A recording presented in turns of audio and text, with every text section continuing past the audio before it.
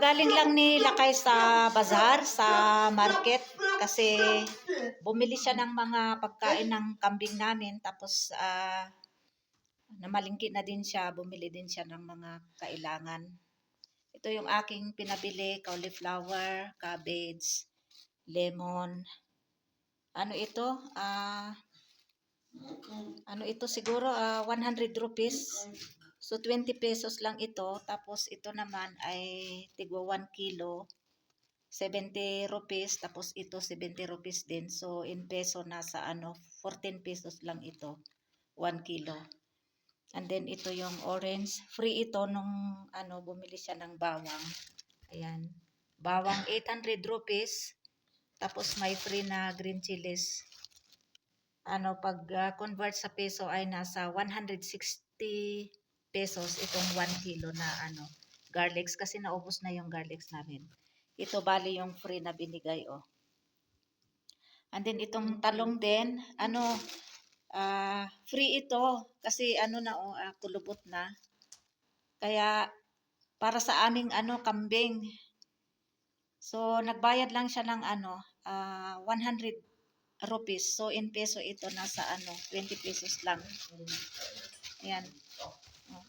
Pero pipiliin ko yung okay pa para i-boil ko o kaya i-prito ang dami 100 rupees lang para sa kambing namin. Pero marami pa yung magaganda. Ayan pwede pa ito ang laki. Yung iba para sa kambing ito pa pwede pa Kaya sabi nila kay piliin ko yung okay pa. Tapos ito naman green chilies, lang ito 100 rupees, 20 pesos lang ito. Tapos bumili din siya ng patay ng baka tapos puso, 1.5 kilogram ito, hindi ko lang sure kung magkano ang kilo nito. Tapos may free na yung white meat para sa aming pusa at saka yung aso namin. So, ayan, ito yung pinamili nila kay ngayon. Tawag dyan, kararating niya lang. So, bali, sabi nila kay, lulutuin ko ito. Kaya, nagluto na ako ng ng lady finger, yung lady finger curry. So, bali, iluluto ko ito ulit. Para, hindi na ako magluluto bukas, pang 23 days. Ramadan fasting kasi nagluto na ako ng lady finger curry at saka ito. Kasi marami ito Yan 1.5 kilogram ito. Yan daming talong na free 100 rupees lang ito. Kaya pipiliin ko yung okay pa. Ayan magaganda pa Yung kulubot-kulubot na ito yung para sa kambing, slice ko yan Ayan. Ayan, para sa kambing yan. Ito okay pa Yung mga kulubot lang para sa kambing.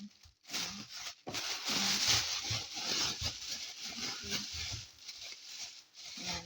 Pag bibili ka dito sa sa market, lalo na pag kilala mo yung vegetable fruit shop, may ibibigay talaga na free kagaya nito. 4 na orange tapos saging. Bumili siya ng bawang kaya free. 'Di ba? Ang mura dito. Mura dito ang mga gulay, mga prutas kumpara sa Pilipinas. Kaya masarap bumili pag pag kahit anong season dito, mura ang mga gulay. Ngayon spring season na Kaya naglabasan na ang mga gulay-gulay, yung mga iba't ibang gulay. Ang dami nito. Masarap ito iprito o kaya iihaw para sa torta. O kaya bahala na kung ano yung aking gagawin dito.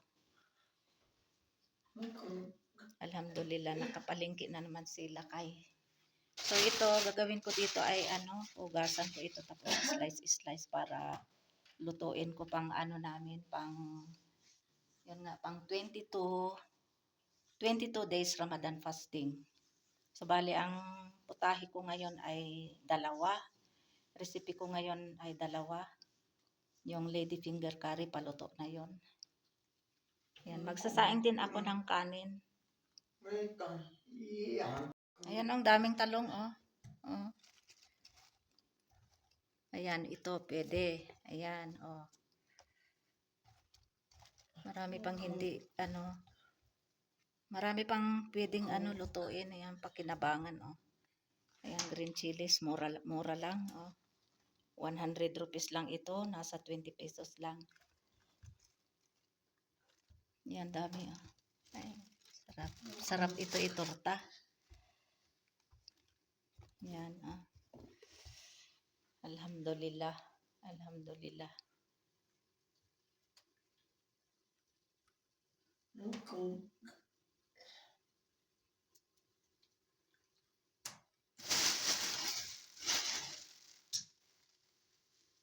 Itong orange ito, pag binili mo ito sa Pilipinas, mahal siguro ito. Dito, free lang. Oh.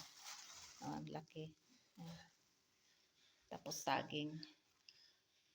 Ganito yung saging nila dito, maliliit. Hindi kagaya sa atin na malalaki. Ayan. Dami, diba? Talong.